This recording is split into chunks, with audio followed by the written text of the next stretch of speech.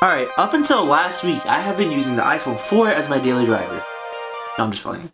This video is interrupted to you by my Twitch channel, twitch.tv/MazenDaroog. Be sure to go online to twitch.tv/MazenDaroog or click on the link below in order to come by, follow, say what's up in chat, ask me tech questions, or maybe play a game with me of Warzone or something.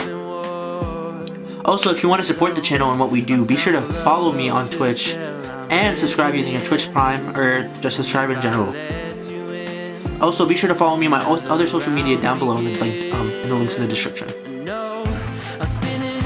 Back to you, past Mazen. For over 2.5 years, I was using the iPhone XR up until last Monday.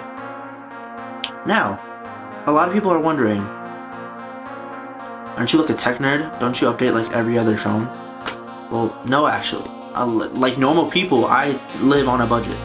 So, in order for me to get a new phone like the iPhone 12 mini, I usually wait around for deals like the current deal at T-Mobile where you trade in an iPhone 4 or 4S and get half off the 12 mini. But back to the iPhone XR. The iPhone XR was a great phone, especially today or as a budget iPhone compared to the SE. However, there is one thing that I want to start off with. The camera system. The camera system is really good for its time. It has a front-facing 7 megapixel camera, and on the back it has a 12 megapixel rear shooter regular angle lens that, well, it's okay I guess. Now, the front-facing camera can only record up to 1080-60, whereas the back can record 4K 60.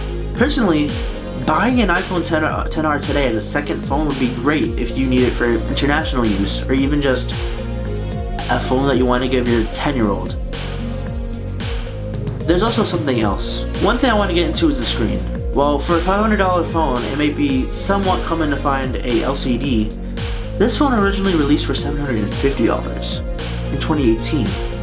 Around that time, a lot of flagships on the Android side were still going for $750 to $800 to $900, whereas the iPhone XS and XS Max were going for $1,000 each. Most Android phones at the time also had OLED, whereas this one has an LCD. While that may not be a problem for, say, the average Joe, for me, I occasionally like to edit photos and videos for Instagram and TikTok. So whenever I go to edit photos and videos, I notice that my screen isn't as color accurate as my 12 mini per se, or even my MacBook Air or Pro. So, now looking at the comparisons, the thing that you're probably asking me right now is, hey, should I buy the iPhone XR in 2021? Well, I'm here to tell you, yes, but under certain circumstances. The iPhone XR often goes on sale on Walmart and stores like that with a specific carrier, like Sprint's prepaid carrier, T-Mobile's prepaid carrier, stuff like that. And it usually goes on sale for half the price of the MSRP at the moment. The current MSRP is $500, so you could find it at Walmart for $250. I honestly want to say that's a great deal compared to an iPhone SE at MSRP. But also, is the iPhone SE. The iPhone SE is a great phone. It essentially has the same sensor as the iPhone XR, the same screen as an iPhone 8, which is, yeah, a downgrade, but it has the one thing that the iPhone XR does not have: Touch ID. So personally, if you're buying this phone for your kid, totally, I'd get it.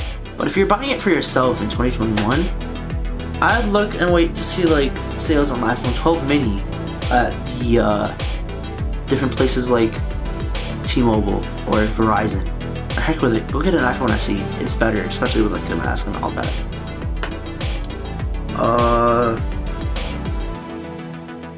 Yeah, that's pretty much it. If you liked the video, like, comment, subscribe. If you didn't, well, you know what else to do. Hit that button. Pretty sure that works. And if you want to ask me questions about the iPhone 12 mini or the iPhone XR, be sure to hop in my Twitch chat, link down below. Follow me on TikTok, Instagram, and Twitter. Links also down below.